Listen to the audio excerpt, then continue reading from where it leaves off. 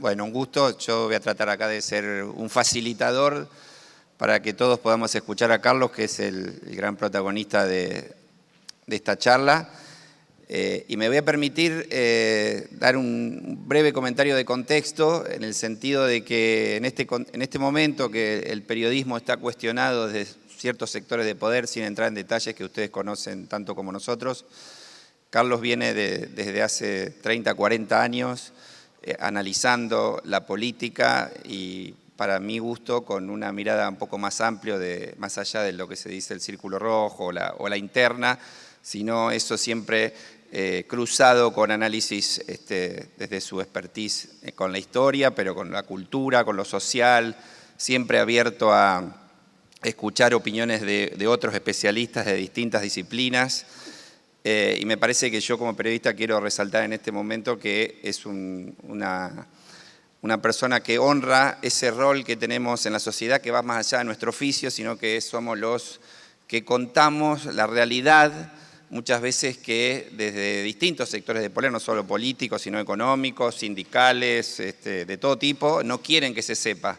Así que él, que siempre alumbra distintas cosas, me parece que es un honor que podamos charlar acá, y yo, bueno, le voy a dar la palabra y después trataré de que la charla fluya para aprovechar su presencia.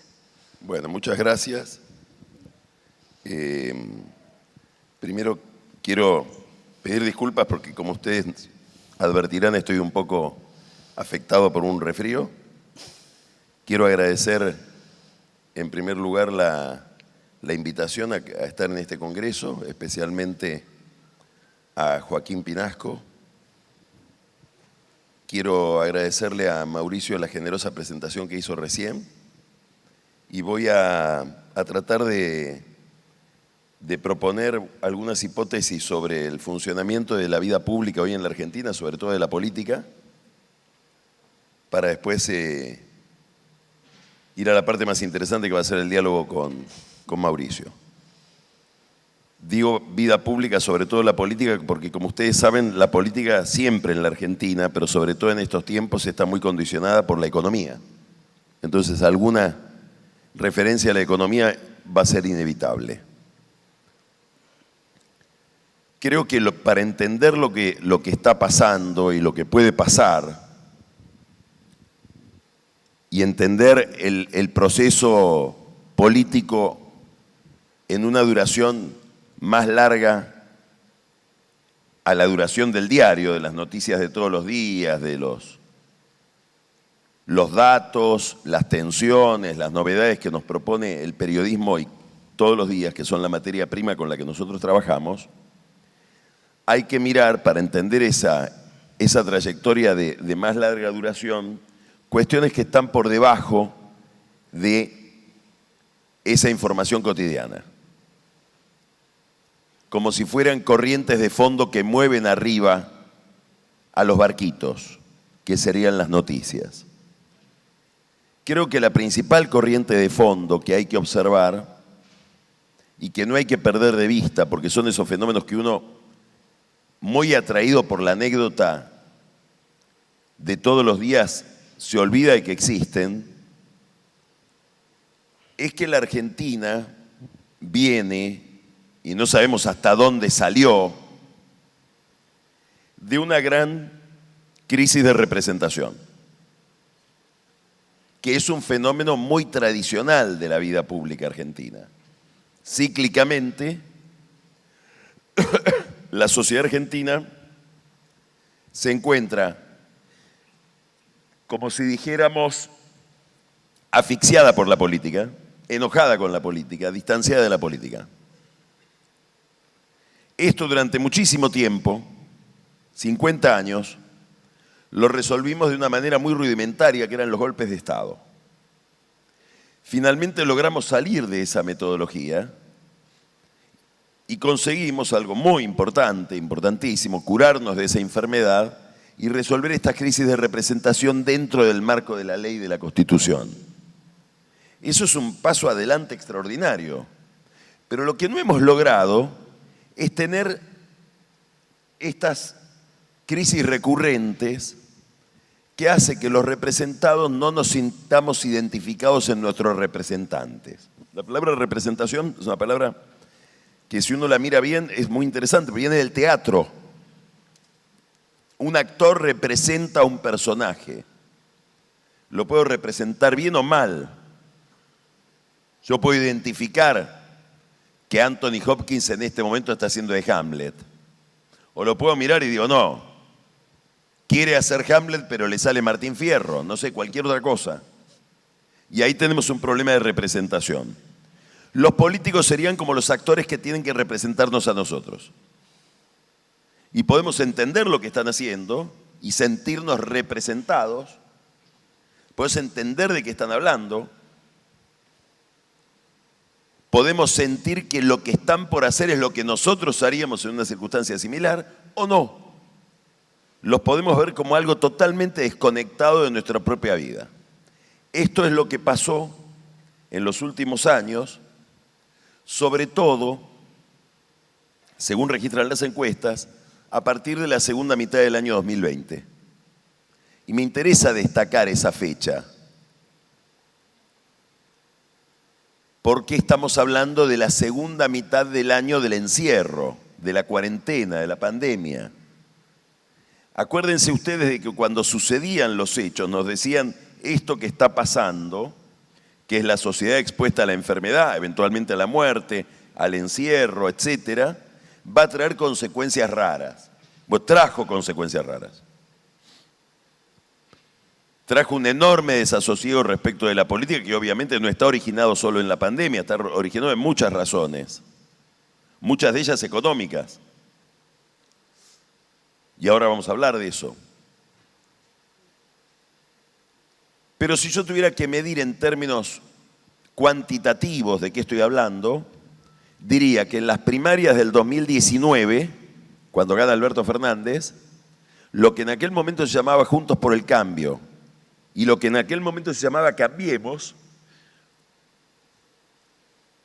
dos agrupaciones que curiosamente cambiaron de marca, sumaron en aquellas primarias de agosto del 19 el 90% de los votos.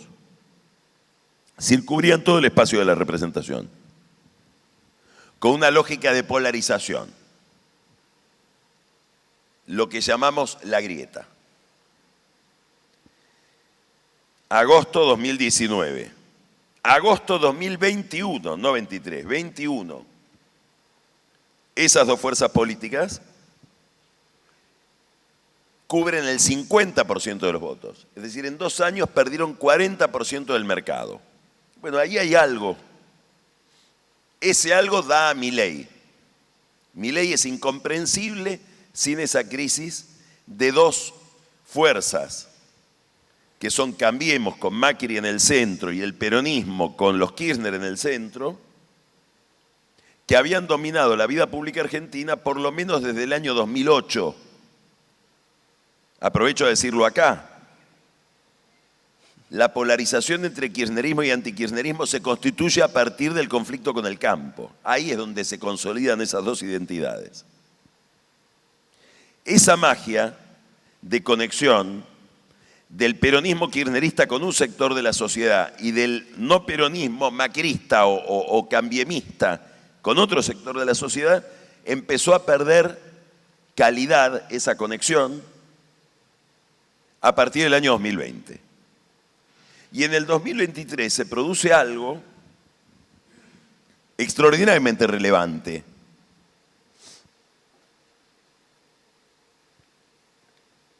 Algo que no debemos olvidar. Que si lo olvidamos no vamos a entender nada de lo que pasa. 30% de la sociedad argentina en agosto del 2023, las primarias del 2023, agosto del 19, agosto del 21, agosto del 23, decidió hacer algo que las sociedades hacen una vez cada 1000 años, que es caminar hacia lo desconocido.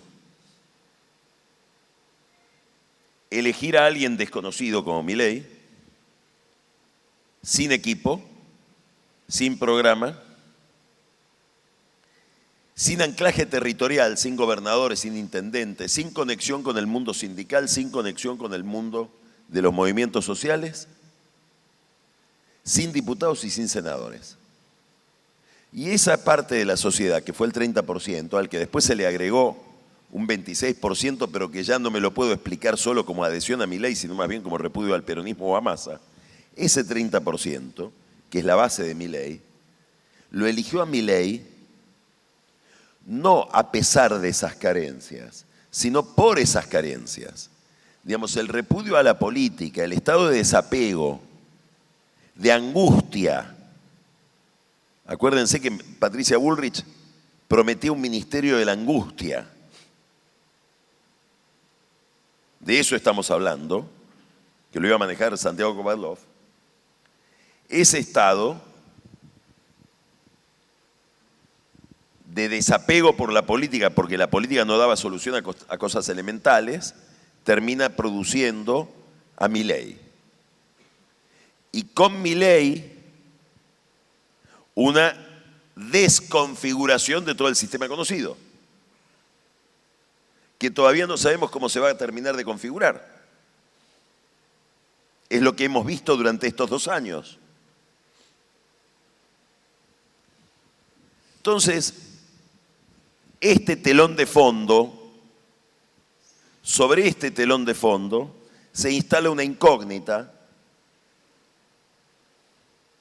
que es una incógnita extraordinariamente poderosa en el mes de diciembre del 2023, de enero del 24, febrero del 24, marzo del 24, el año pasado estoy hablando, y se despeja ya por mayo, junio del 24. Esa incógnita es frente a esta novedad que es Milei, la vida pública, el espacio colectivo, ¿se va a ordenar alrededor de un liderazgo? ¿O vamos a una disolución de lo conocido y esto se transforma en arenas movedizas?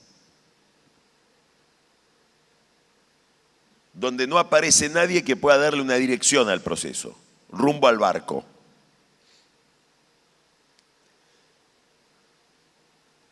En mayo, junio, aparece ya con mucha claridad que pasa lo primero, aparece un liderazgo. Digamos, se despeja una gran incógnita. En febrero no lo sabíamos, del año pasado. Las empresas subían los precios irracionalmente o racionalmente, pensando que íbamos a una hiperinflación con el dólar en 2.500. Te agrego un datito, perdóname, ese febrero fue cuando Milei presenta la ley bases al Congreso y el Congreso no le da el apoyo y Milei retira la ley y no se sabía qué iba a pasar. Todo eso es lo que pasaba en ese momento. Entonces, lo que quiero decir es que la historia podría haber ido por ese camino en vez de por el otro. No está todo escrito en el cielo antes de que suceda. Ocurrió lo otro. ¿Por qué ocurrió? Bueno, acá lo que nos tenemos que preguntar, obviamente esto que digo está asociado a lo que acaba de señalar Mauricio. La gente, todos empezamos a decir, no, acá hay algo consistente porque logró sacar una ley muy importantísima, porque la ley base es como haber sacado 70 leyes juntas. Entonces a este hombre hay que mirarlo.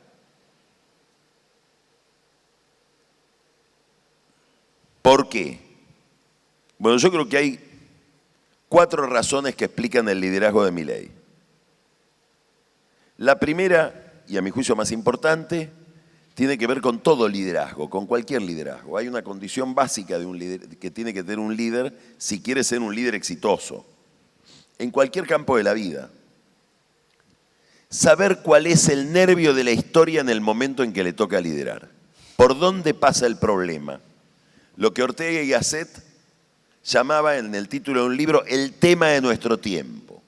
Bueno, Milei tuvo la sabiduría, la intuición o la inteligencia, una mezcla de todo esto, de pescar cuál era el tema de nuestro tiempo. El tema de nuestro tiempo era la inflación. Cristina le dejó 25% a Macri, Macri le dejó 50% a Alberto Fernández dejó 200, con Massa adentro, 200 y pico por ciento al que vino, a Milei. Entonces es un problema que esta dirigencia política, vamos a ponerlo en términos oficialistas, que la casta no podía resolver. Es un problema de primera magnitud por varias razones. Primero es porque es un problema antiguo, es un problema anacrónico, no antiguo. Es como tener tuberculosis. No hay más tuberculosis, no debería haber, bueno, sí puede haber casos de tuberculosis, pero es una enfermedad vieja. Que la mayor cantidad de países en el mundo la superó, hablo de la alta inflación. Segunda razón, toca los ingresos de la gente. Y si uno mira las encuestas, es muy difícil saber por qué votamos a tal político o a tal otro, por qué tal político está en ascenso y tal otro. Pero en general los gobiernos van de la mano con el comportamiento del salario real. Si uno mira la curva de ascenso y descenso del poder adquisitivo, es un calco siempre de la imagen del gobierno. Entonces, aquel que logra mejorar el poder adquisitivo porque baja la inflación o la detiene, es premiado. Lo que vamos a ver en las elecciones. Hay una tercera razón muy importante por la cual la inflación es especialmente relevante políticamente en la Argentina. Porque en la Argentina hay 6 millones de trabajadores formales y 9 millones de trabajadores informales. Estos informales no tienen un sindicato que les defienda el ingreso frente a la inflación. Están fuera de cualquier tipo de convenio. Es el señor que limpia una pileta en un chalet del conurbano norte o sur o donde sea, o en las afueras de Rosario, y depende de la buena voluntad del que le paga, de qué necesidad, hasta dónde tiene ganas o no de contratar a alguien para limpiar la pileta, y que esa persona tenga cierta sensibilidad de aumentarle la remuneración si las cosas se pusieron mal. Pero no hay huelga, no hay demanda, no hay nada ahí. En un país con tanta informalidad, la inflación tiene un sentido muy distinto del que tenía en la década del 80. Porque la sociedad salarial se contrajo. La mayor parte de los trabajadores tienen ingreso, pero no salario. No tiene un salario formal. Esta es una gran novedad que explica muchísimo de la política argentina y de la vida argentina en los últimos 30 años, sobre todo desde la crisis del 2001 para adelante. Entonces, cuando Milei dice, mi único objetivo es reducir la inflación, ve un tema importantísimo y la gente lo premia. Este es el primer sostén, la primera columna sobre la que se sostiene su liderazgo. La segunda es un enorme poder de comunicación que tiene él. Les decía recién, Patricia Bullrich quería poner un ministerio de la angustia, porque entendía que estábamos angustiados. Larreta decía, yo entiendo que están mal y voy a hacer un plan porque entiendo que todos ustedes se sienten muy mal. Milei no. Milei no decía nada, Milei estaba sacado. Entonces muchísima gente no entendía de qué estaba hablando cuando hablaba de los teoremas de Gary Becker de la Universidad de Chicago, cuando hablaba de política o cuando habla de política monetaria, con ideas demasiado intrincadas, pero decía, este tipo está tan loco como yo, está tan enojado como yo, quiere salir con una motosierra a cortar cabezas como quiero salir yo, una parte de la sociedad argentina. Y entendía lo que decía, como entendían los católicos lo que decía el cura en la época de la misa en latín. No sabían latín, pero algo entendían de que ahí estaba pasando algo que a ellos los tocaba. veían música, ornamentos, el humo del incienso.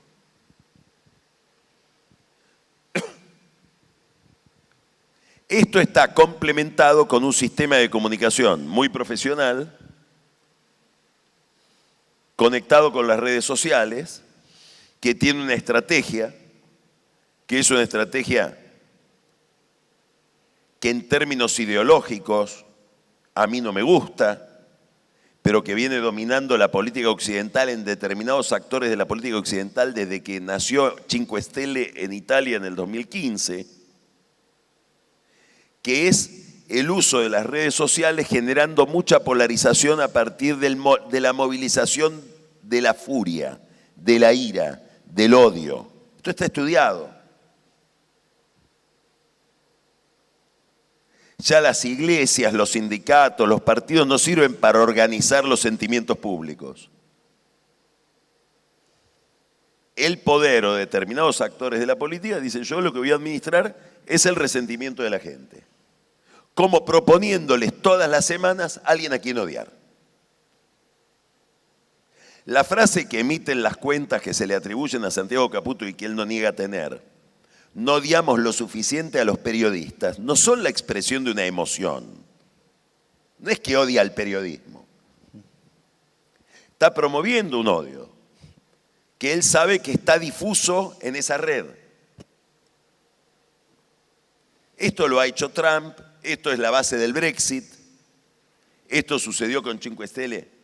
El que mejor lo hace es Orbán, en Hungría, contra los inmigrantes. Está minuciosamente estudiado, se estudia en las universidades cómo se hace esto. Bueno, este es el primer gobierno que se interesa por estudiar y trabaja en las redes como su hábitat natural. No es que usa la red como la podía usar Macri o Cristina, que 2x3 emite un tuit. No, pescó una lógica ahí de comunicación y una narrativa, que es una narrativa como de cómic, dirigida a los más jóvenes.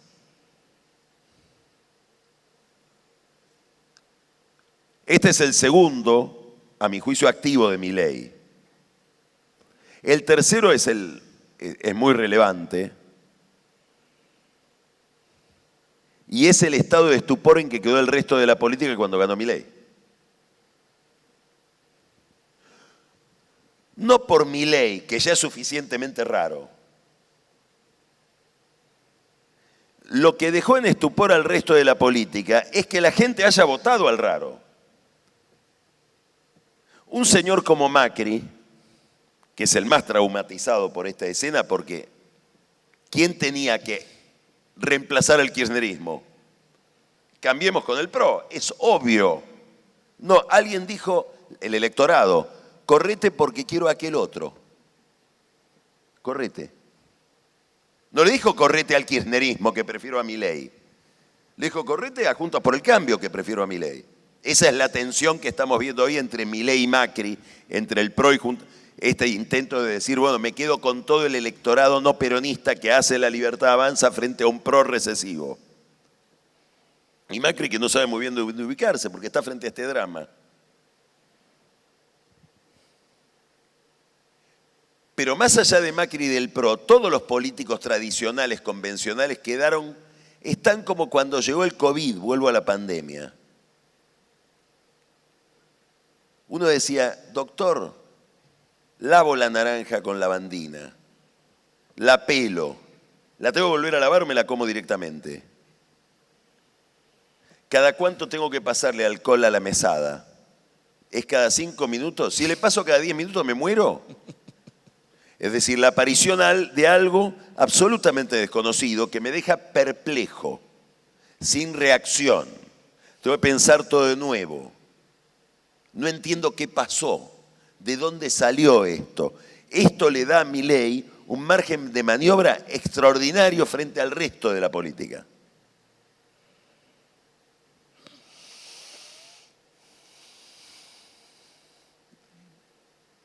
Una pregunta que todos nos hacemos es: eso otro, lo no Milei, ¿Cuándo reconectará con la gente?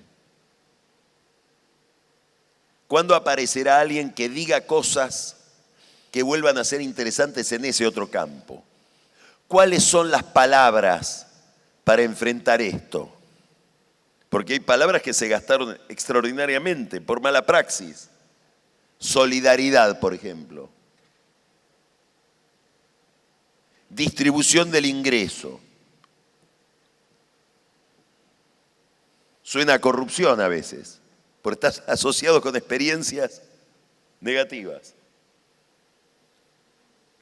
El cuarto activo, que es mucho más técnico, mucho más específico, pero muy importante en un país que faltan dólares, es un respaldo de los Estados Unidos que no lo tuvo nadie, ni Menem, hasta donde se ve.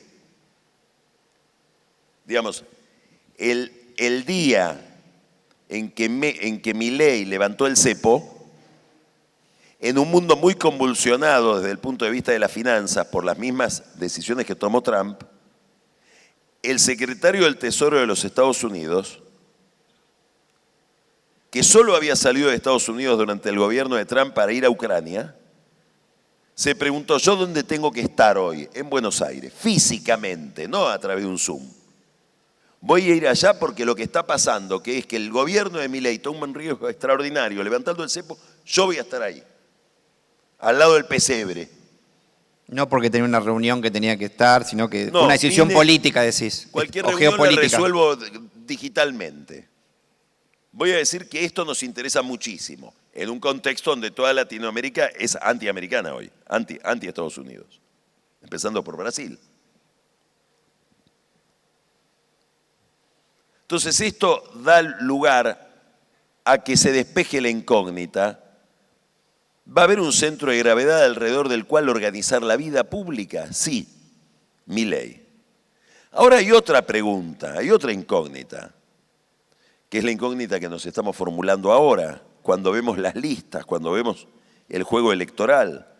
La incógnita que nos planteamos para después de las elecciones. Hay un líder. Ahora, ¿hay un oficialismo? Es decir, ¿hay una fuerza organizada con centro en un gabinete que tenga proyección en el Congreso y que sea capaz de producir determinadas reformas? ¿O esto es solo una forma de orden precario para que no haya caos? Pero cuando le digo, bueno, ahora producí algo, entregame algo, no puedo. Bueno, esa es una pregunta importantísima. Y es una pregunta importantísima porque esa pregunta se vuelve todos los días cada vez más acuciante. El gobierno tiene que lograr armar una alianza. En el mejor de los casos, supongamos cómo puede ser la elección de octubre. ¿42% puede sacar Milei? Sí. ¿Los candidatos de Milei? Sí. ¿Cuánto es eso? Y 80 diputados. ¿Cuánto se necesita para constituir la Cámara y que funcione? 131. Me faltan 51. ¿Que puedo tenerlos o no tenerlos? Hay gobernadores que uno pensaba iban a ser aliados del gobierno, Tucumán, Salta, no lo son. Un sector del gobierno, liderado por Karina Milei, decidió enfrentarlos con candidatos propios, en la idea de armar una nueva hegemonía en la Argentina, la de los Milei. Otros hubieran dicho, Santiago Caputo, no los molestemos porque los necesitamos después en el Congreso. Son opciones que se toman, que tienen consecuencias prácticas. ¿Por qué es importante esto? Voy a ir terminando. Porque el gobierno de Milei está en una etapa similar a la del gobierno de Macri durante los 2 primeros años. Normalizó los precios. No alcanza. Para que haya inversión, para que la actividad privada sea el centro de la economía y no el Estado, debo bajar los costos. Y para bajar los costos requiero de algunas operaciones parlamentarias importantes. Una reforma tributaria, una reforma previsional, una reforma laboral. Y para eso necesito organización política, capacidad de gestión política. Entonces, lo que vimos en las últimas 3 semanas, no digo que va a seguir sucediendo, pero son señales que uno dice, ¿esta gente lo va a tener esto? Porque desde hace 3, 4 semanas, la política fiscal la viene manejando la oposición en el Congreso, no el gobierno. El gobierno tiene que garantizarse la posibilidad de vetar, y a veces no la tiene, discapacidad, por ejemplo. Ahora le van a sacar una ley entre la semana que viene y 2 semanas más para modificar el régimen de decretos de necesidad de urgencia y limitar más el poder del Poder Ejecutivo. El gobierno va a poder vetarla, pero es una amenaza tremenda. Sin Congreso, si no tengo DNU, me quedé sin gobierno. Entonces, esta es la pregunta. Y es una pregunta que cuya respuesta, a mi juicio, hoy está condicionada por 2 factores que voy a mencionar y termino con esto.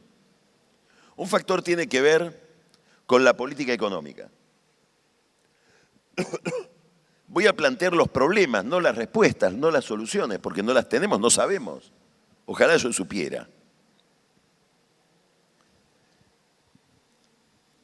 Si supiéramos cómo va a ser la respuesta a esta pregunta, nos estaríamos llenando de dinero en el mercado financiero. Una pregunta tiene que ver con la economía. Milei tomó una decisión muy audaz. Lo único que me interesa es que no vuelva la inflación, de acá a las elecciones.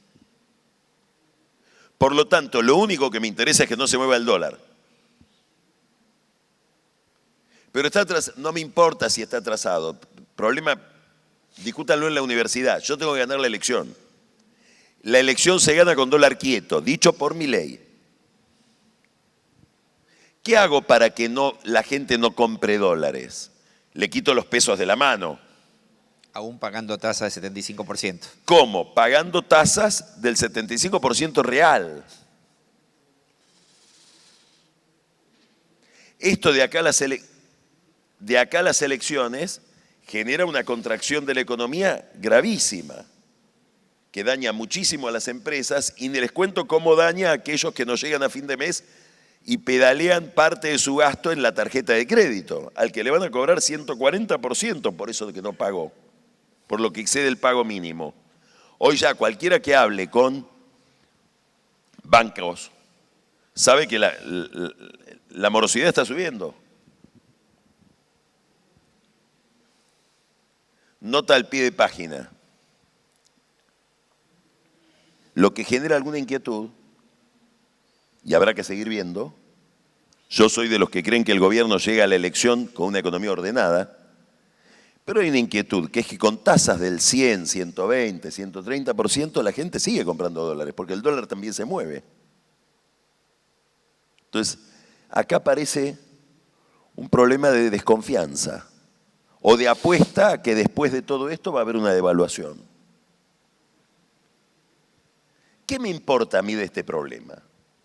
Me importa lo político, no lo económico, no soy economista.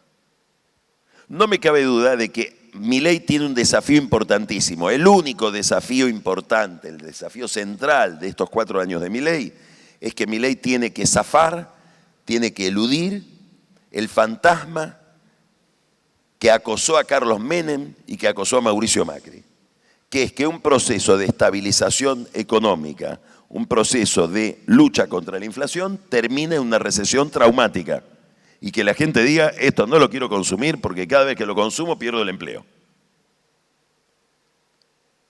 Él está apostando ahora una receta hiperrecesiva, conscientemente, porque dice, quiero ganar la elección.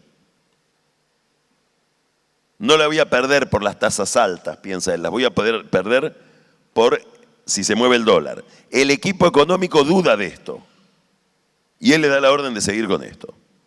Ahora la pregunta es, ¿esto es transitorio o esto va a seguir siendo así después de las elecciones? Y me dicen, no, es transitorio. Termina la elección, movés el dólar, bajás la tasa.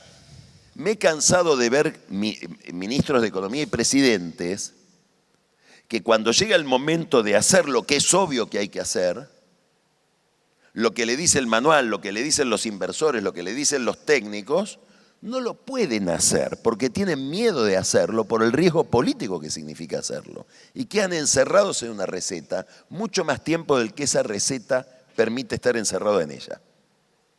Entonces acá está la primera pregunta, no es por la receta económica, es si después de la elección Milei va a tener la valentía de salir de la cárcel en la que él mismo construyó para ganar la elección. Gran pregunta, porque le va a poner perspectiva a los segundos 2 años de la economía. Y nos va a contestar esa pregunta: ¿qué nivel de dinamismo va a tener esta economía o de parálisis? La otra pregunta es, contestada esta pregunta afirmativamente, sí, lo puede hacer y lo hace bien.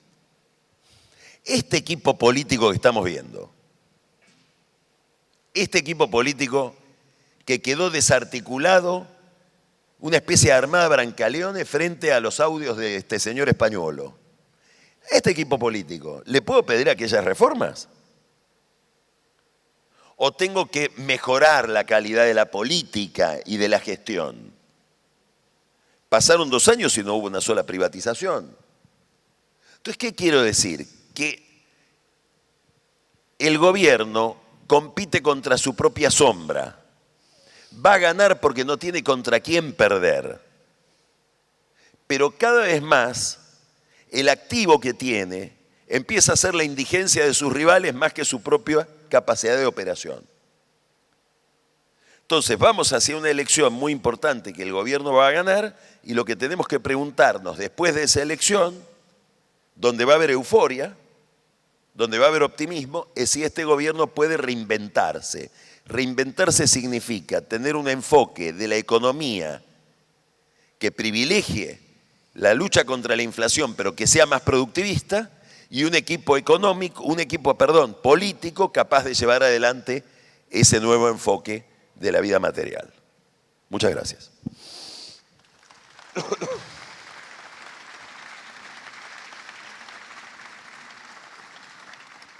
Bueno, yo tengo miles de preguntas para aprovecharlo a Carlos. Seguramente usted también va a tratar de aprovechar estos minutos que nos quedan con la mayor síntesis posible, y te invito a que sigas teniendo la generosidad que estás expresando, a tener capacidad de síntesis, así nos entran más respuestas en tus palabras.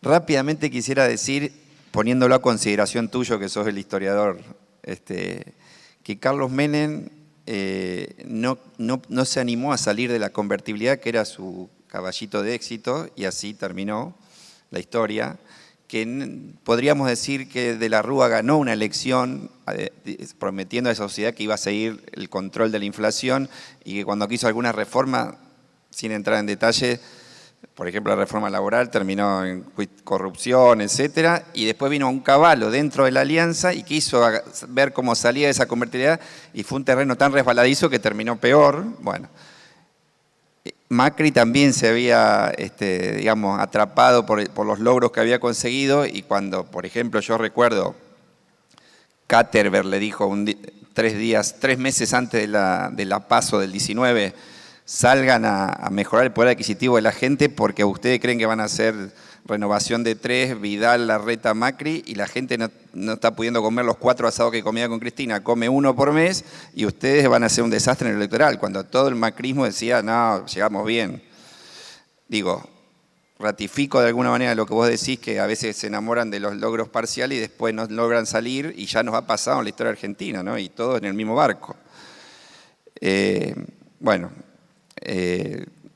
Lo que quisiera destacar también es que Carlos estuvo participando en el Congreso de Maíz de hace 2 años, Congreso Internacional de Maíz, cuando se hizo en Entre Ríos, y con la lucidez que siempre tiene, hace que me acuerde que dijo, cuando recién había ganado Milei, que se encaminaba a ser, había ganado las PASO recién y era el gran emergente de la política, dijo, no me preocupa, Carlos decía, no me preocupa tanto cómo va a manejar la economía, sino cuál va a ser el ministro del Interior, porque anticipaba ya hace 2 años lo que ahora está cerrando su alocución, que es cómo sigue esto, cómo se reinventa después del control de la inflación que podríamos conceder está logrando, y cómo articula, y ahí conecta mucho con esto, porque acá hubo el gobernador Puyaro y muchas otras voces de la agroindustria que están diciendo, reconocemos algunos avances, pero necesitamos algún impulso productivista, necesitamos un poquito menos de presión fiscal, necesitamos más obras de infraestructura.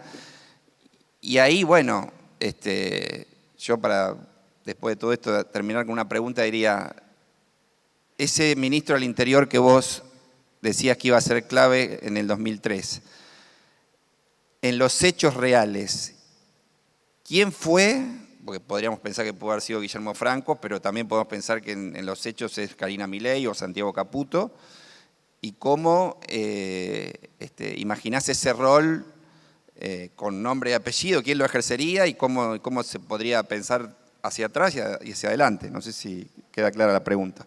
Yo creo que hay gente que tiene un enorme mérito dentro del gobierno en distintos aspectos. Santiago Caputo es un gran analista de opinión pública y un gran experto en marketing. Es alguien que me permite llegar. No necesariamente con la misma estrategia me permite mantenerme. Llego peleando contra la casta, llego insultando a la casta, todo eso deliberadamente. No tengo diputados, no tengo senadores, lo único que tengo es la posibilidad de hacer una alianza con la opinión pública insultando a los anteriores. Y sí, no tengo otra.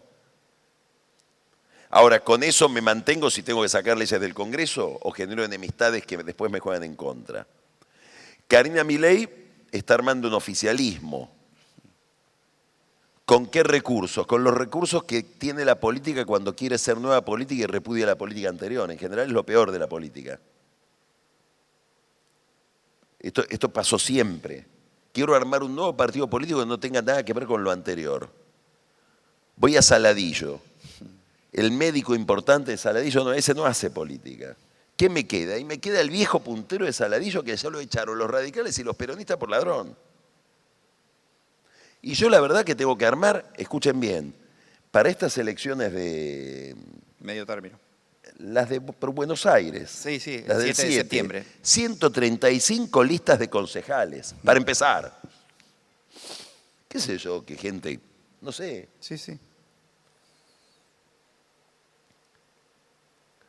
Tienen algo que francos, que yo creo que francos, los francos, el estilo de francos, ahora Milei está todos los días en un homenaje. Sí. Me quiero detener un poquito en esto muy brevemente, pero no tenemos tiempo. La misma falta de cultura política, la misma falta de política que los llevó al poder ahora los empieza a dañar. No hay nadie que cuide el conjunto. La guerra entre los Menem, Lule Menem y Martín Menem, y Santiago Caputo es despiadada. Con esas lógicas de guerra despiadada donde todo lo que me pasa a mí es culpa del otro y todo lo que le pasa al otro es culpa mía, aunque no lo sea. Milei, ¿qué hace? Francos, vení, arreglame esto. Porque ya me doy cuenta de que esto me determina mi hundimiento. Y bueno, y ahí está Francos tratando de imponerle una lógica política de alguien que cuide el conjunto. Entre otras cosas, porque Milei no se interpreta a sí mismo como un rey que gobierna, se interpreta a sí mismo como un profeta que promueve una verdad, que quiere realizar una reforma cultural social, mucho más que estar en la negociación con la realidad todos los días para conseguir tal ley o tal decreto. Entonces acá hay un hueco, que es el hueco de quién va a ser el que gestione la política. Y creo que hoy Francos está diciendo todos los días el mejor jefe de gabinete de la historia, qué sé yo, algo más parecido a eso. Voy a decir algo muy provocador, que puede no ser entendido, lo digo solo para contrariar. Yo si le tuviera que dar un consejo a Milei, para después de octubre, le diría adoptar el plan Larreta. 70% de la política adentro y un programa económico con las mismas características del tuyo, pero más, y ahora voy a decir una mala palabra, gradualista. Ese sería mi consejo.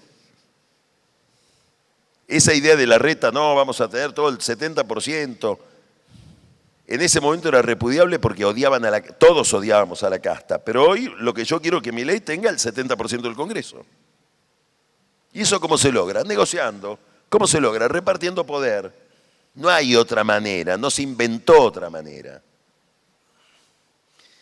Así como te pusiste en los pantalones de Milei, te voy a proponer un juego a ver si te podés poner en lo que sería un productor promedio de la agroindustria de la pampa húmeda en Argentina, que para sintetizar medio forzado, diríamos, es una persona que se cansó del kirchnerismo, por todo lo que ya sabemos, y le dio el apoyo a que Milei intente otra cosa distinta, y todavía, más allá de todas las posiciones políticas que cada uno puede tener, creo que está sostenido en una idea de que, bueno, pero este es un loco, este tiene defecto, este también por ahí tiene problemas de casta o de corrupción, pero es claramente mejor que lo anterior.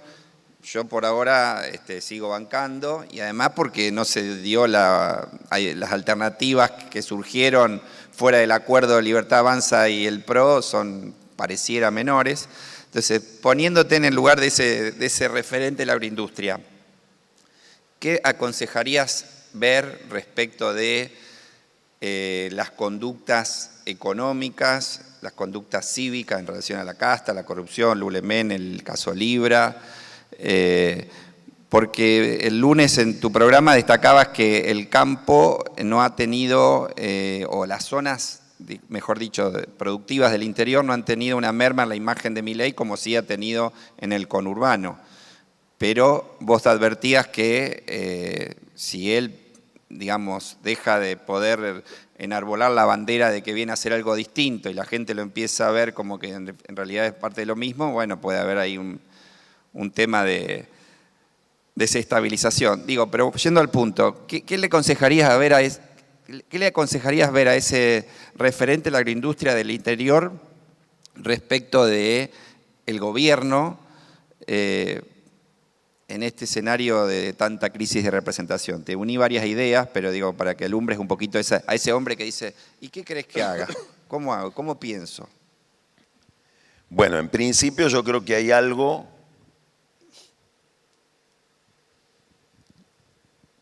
de mediana y larga duración.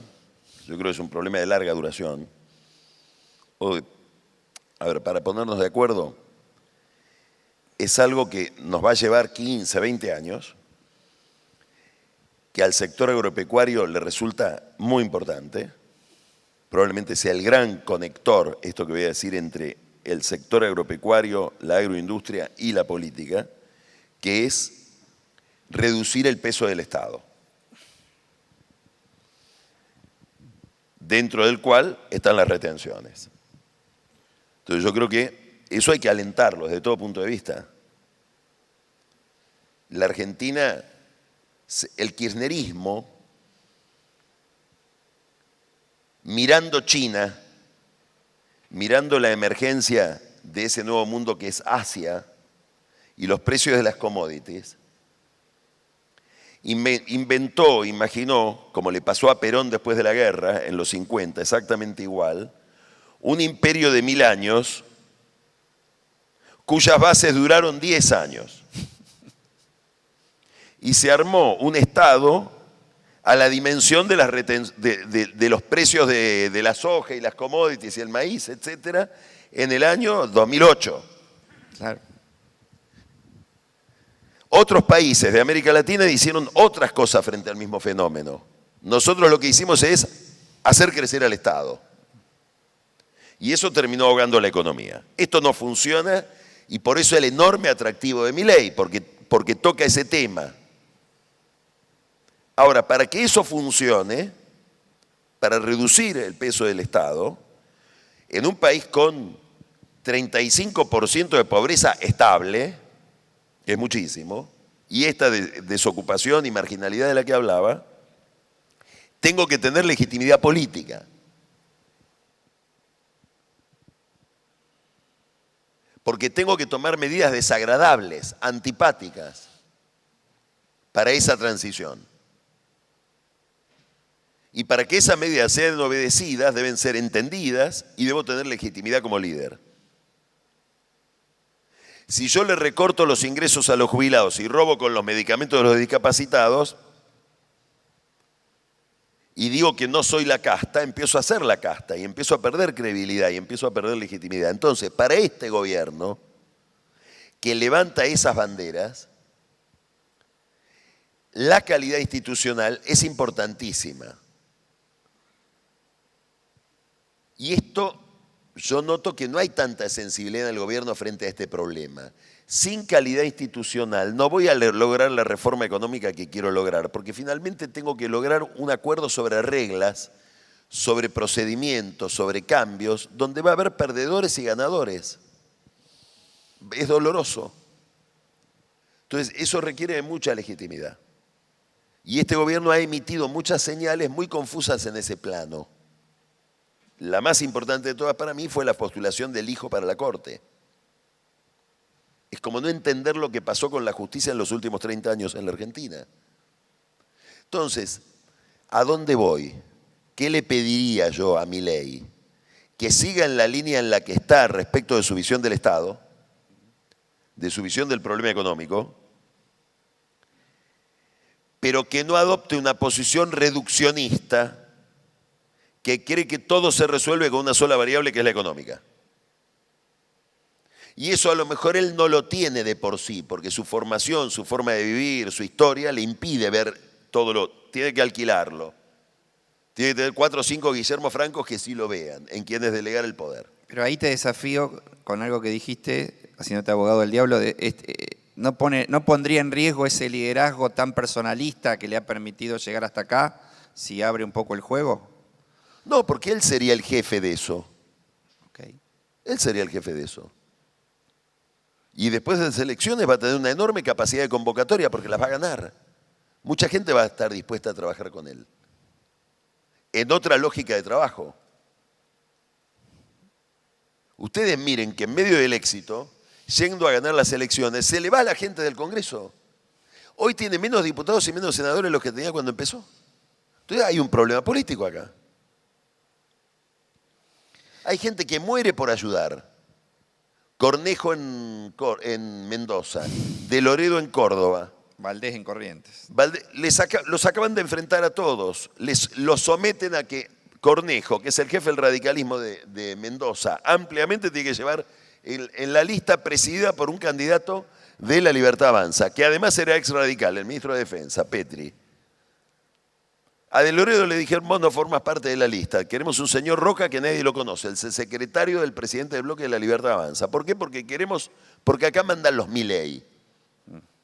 Ok, es una apuesta. Ahora, ¿después podés manejar el Congreso con esa apuesta? No. Entonces, lo que falta es reflexión política de cómo voy a lograr los instrumentos políticos para implementar esa agenda que tengo de reformas. La última pregunta. Digamos, el tema es el cómo, no el qué. La última pregunta que yo haría es, retomando la idea de que vos, por decir tus verdades, fuiste demandado por Milei. Sí, es una anécdota. Es una anécdota menor, pero bueno, todavía está tramitándose en la justicia. Me resulta absolutamente insignificante. Perfecto. Quiero decir algo sobre eso que tiene que ver con nuestro oficio. Dale. Yo me asumo a mí mismo como un personaje de la vida pública. Hago política. Desde una perspectiva distinta del que hace política partidaria. Pero yo intervengo, opino, critico. Y si alguien se enoja y me quiere agredir, ¿qué voy a decir? Ah, no, ahora soy... No. Me parece que el periodismo tiene que soportar determinado nivel de conflicto. Se nota porque te has permitido elogiar cosas de Milei. No, es que no me gusta ni contestar ese tipo de cosas. No, perfecto. Digamos, de agresiones. Perfecto, pero... No es tema para mí. Bueno, perdón si lo saqué de una manera no es inoportuna. que no es tema lo que vos decís, Claro. no. Digo, inclusive, el gran desafío del periodismo, en un momento en que el periodismo es agredido, como pasaba con el kirchnerismo, es que eso no altere la profesionalidad. Claro.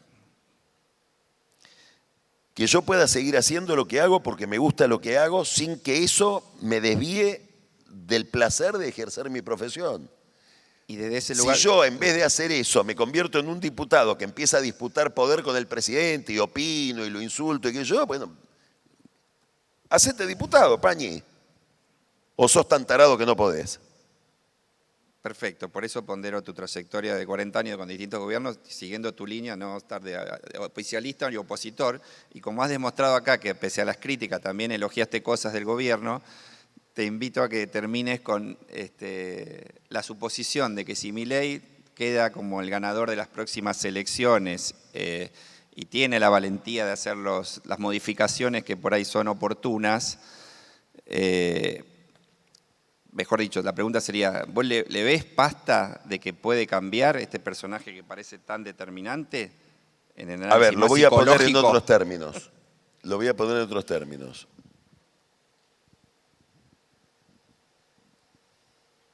la Argentina tiene, no hablamos del tema internacional, pero estamos en una época de baja de la tasa de interés.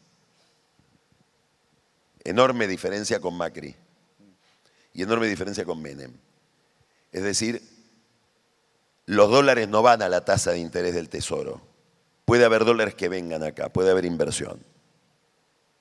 Tiene un sector como el sector agropecuario, el sector agroindustrial, que es un milagro, porque compite y gana la competencia frente a otros actores como pueden ser Nueva Zelanda o Brasil, con la mochila de las retenciones que los otros no la tienen. Un aplauso para ellos. Tiene otro activo que es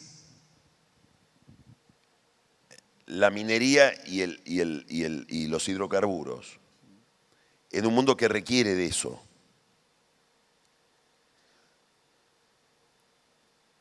Es verdad que el futuro no es de las commodities, el futuro es de la educación. Pero tenemos una posibilidad enorme si encontramos una política en el sentido de un comportamiento político correcto. Bueno, yo espero que Milei vea el negocio político que tiene delante de él. Algo de inteligencia le concedes.